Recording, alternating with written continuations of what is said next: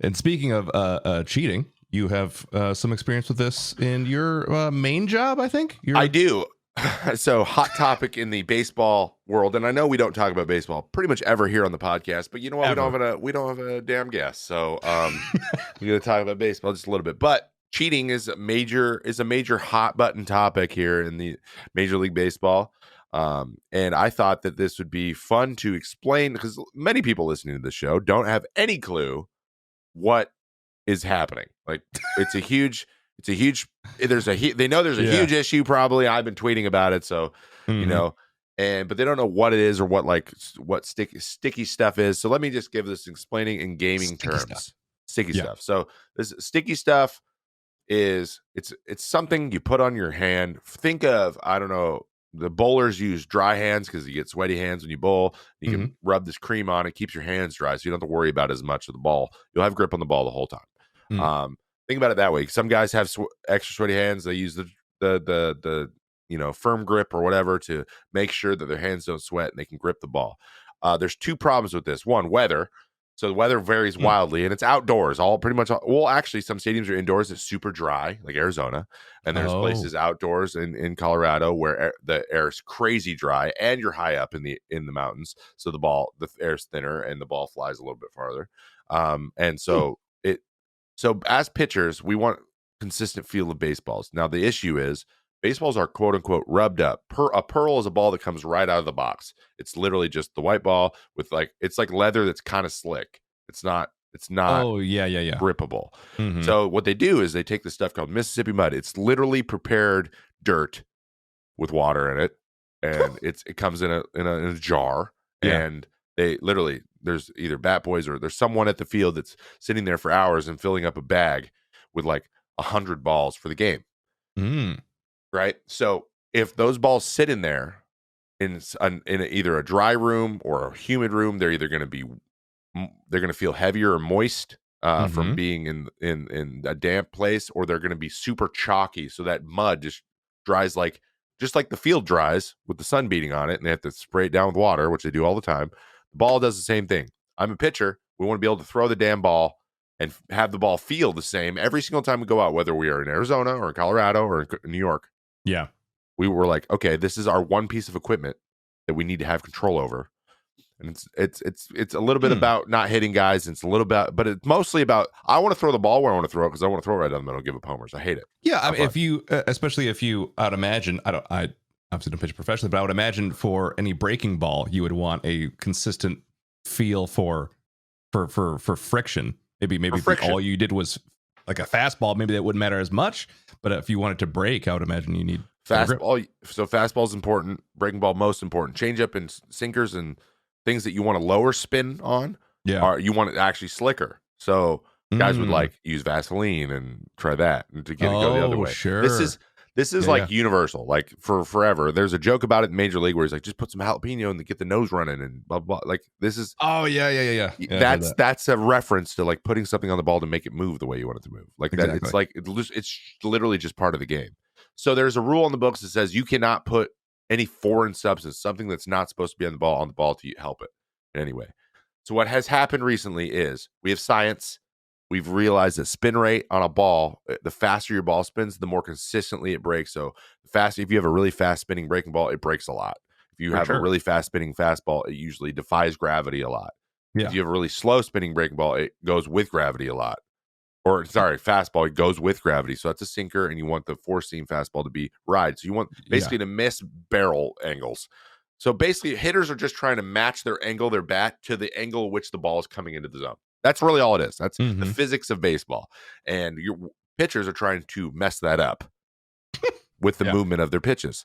So there's become the stickier the stuff, the higher the spin rate generally, and the higher the spin rate, the better you're considered at being now that that's the standard. So naturally, guys are going to experiment with things to improve their stuff in order to get more opportunities to play in the major leagues. Naturally, that makes sense, especially when it's a rule that's just not enforced. It hasn't been enforced in 6 years. This may be semantics here, but what if you're just like, no foreign substance in the ball? What if it's a hot ass day and you're just wiping your forehead? I mean, technically that's sweat is going on the ball. Yeah, but you're supposed to wipe the sweat on your jersey and then go to the ball. Oh, That's part they'll of the watch rule. you do that? Yeah, you can you can lick your fingers. You just have to wipe your fingers off before you go to the ball. Which obviously there's ways to kind of like Just not not touch really do your. it well. Yeah. Oh, Yeah, that's wild. which if you really think about it, if we're saying putting stuff on the ball is cheating, that's cheating too. So see how asinine this gets? The Yeah, more you it think gets about very granular where it just doesn't make any sense. Yeah. So basically, here's the issue. Hmm. They've known about this increase. Nothing happened. They're like, hey, we're gonna look into it. So a PR. Here's what happened. A PR fiasco happened. People are like, bro, these spin rates are going up like crazy. This happened in spring training. Then the season started. Offensive numbers are down. Here's a side little note. The balls were changed this year to not go as far because in 19 and 20, they were juiced to hell and they went really far. They realized people didn't like watching homers only. So they changed it to make guys incentivized hit the ball in the field more. Yeah. Okay. So they changed the ball to not go as far Yeah, exactly. this year. Then in April and in May, there's suddenly less offense. Duh. But instead of that, we have the Twitter media saying, "Hey, bro, all these guys spin pitchers are getting too good." Oh my god, it's got to be because of sticky stuff. Then MLB's like, "Oh, we're looking into it because this is their playbook." They're not subtle. The people who run our league are lawyers. They think they're like the most shrewd, cleverest people on the planet, but in reality, they're just like a sledgehammer blowing through a wall, and they have one move. And their one move is use their media arm, leak everything to them to show that they're trying to fix the problem. Then they create the problem bigger to take away from the problem that they actually created, which they did. It seems like these leaks are very regular. And the leaks are always like three people, the same three guys every time who just lap it up. They love it. They're like, oh my God, I got one. I'm in the crew, right? So they this memo comes out like, hey, we're looking into it. We're taking the balls and checking what the sticky stuff is. Blah, blah, blah, blah, blah, blah, blah. This whole like, hey, we're looking into it. Cool. Halfway through the year, it's rising to a peak where now it's been alluded to. Everyone's got spin rates. Now everyone's finding everyone's spin rate that going through everyone's stats so basically everyone's getting accused of being a cheater. Anyone who's good, which now as a pitcher, I'm like, great. Now we have to defend ourselves because MLB's letting this run wild, even though it's a rule they didn't enforce ever. So like, it's still your fault. So both things are their fault, and what they're trying to do is create a situation where hitters are now against pitchers, and the public sees it as players cheating. There's a gigantic hole in the way that they are handling it. If I may be so bold, go ahead. Finish your go ahead. Be bold. I was just gonna say, I feel like the MLB is really trying to avoid the actual elephant in the room, in that their game, at least from without any type of extra marketing, their game as it exists is not as appealing to people as they would hope it would be. So they're making these like small changes, but then they just create problems for themselves, and then they try to fix those problems they just created by making more small changes. But they just need to overhaul the system. I keep thinking of, whenever people talk about baseball, I always think of how they changed cricket from like a 5-day game to like a 60-minute game. Yeah. Like they just completely, and it revolutionized cricket, and India just like has this huge like $1 billion business now from cricket because they just changed how the game plays. And they just refuse to do that. So in gaming terms, and I know I said that's what I was going to do, and I haven't done it yet. Think about it this way: we're all upset about the meta. Think about metas in games. If the way that you play, whether it's meant to be a bug or not meant to be a bug, like for example, slide cancel. If they just took away slide canceling in COD, like an exploit almost, kind of. Even though it's completely like canceling your slide and stuff, it's completely within there's buttons for it. So like, exactly. It's a thing that should exist. It's just some controllers might have an easier way to do it than mouse and keyboard. So it could be advantaged that way. Then one day they just take it away. Say, hey, this is a major problem. It's gone. Just like that day. And you're like, whoa. That's a huge part of how I play. And are you going to be happy about it? Whether or not you agree or not, are you going to be happy? Of course not. Of course not. You're going to be like, wow, I have to adjust especially if you're a professional player at it. You're like, well, hell, what? Or they just nerf your gun. Or think about it this way. In 19, they juiced the hell out of the balls. They wanted them to all go over the fence. They denied that, which is hilarious because 8 teams broke the team home run record that year. 8 teams, 8. That's a third of the teams in the league broke the record. Again, not subtle.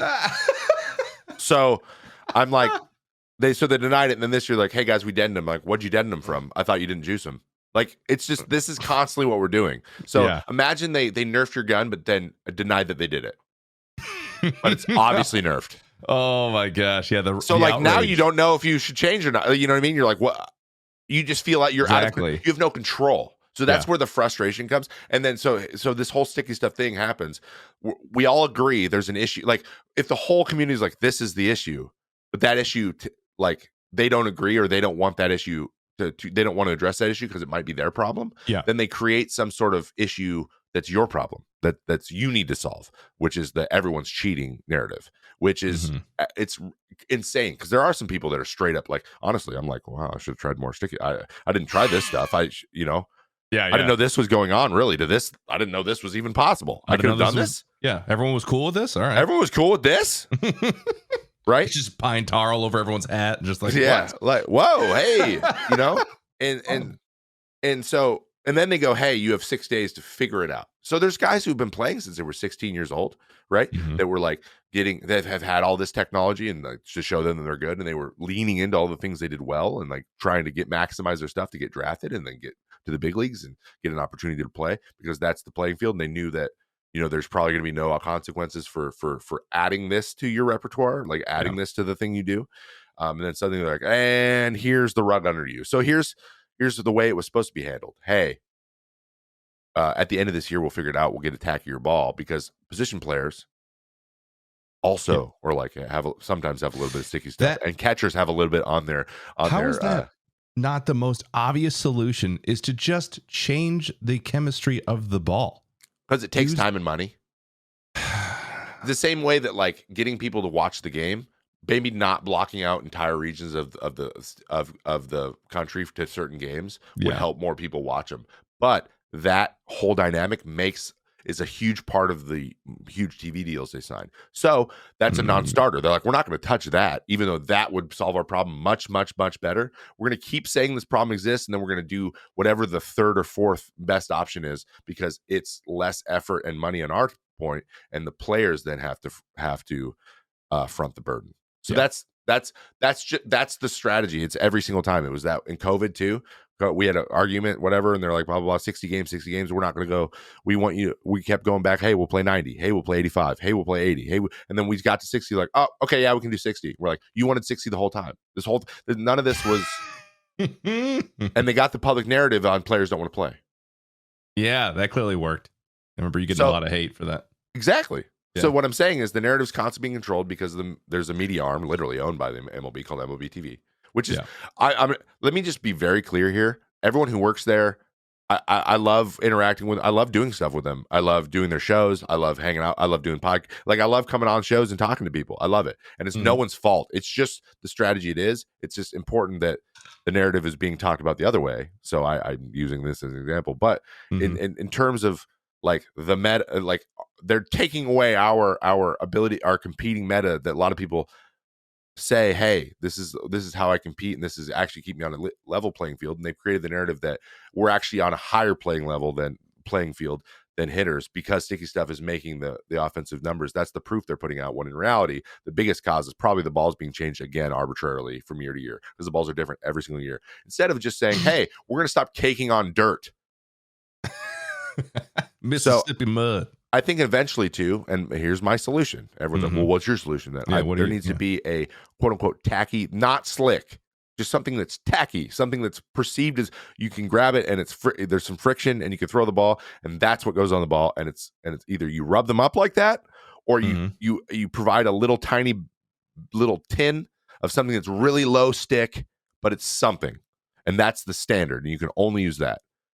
Yeah, literally something. All but pitchers, all position players, all catchers will be like, yeah, nice. Yeah, I can work with this. There's something I can make this.